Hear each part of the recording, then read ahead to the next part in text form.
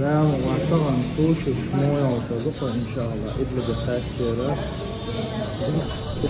من قام بأعلام درسه لا تجمع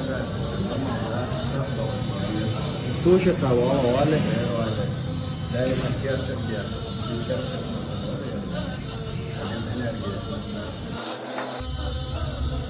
من شوية تكون صورة هيذكر النصوص الصادقة شاركون بأخطاء طريق ومن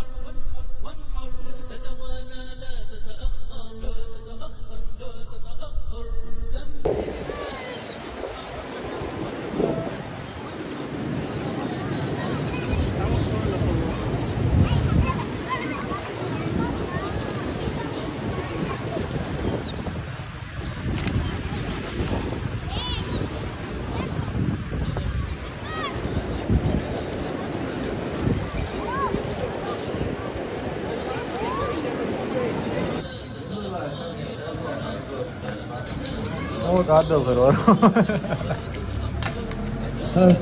حقا كده جالسة لازم مكواسة نامو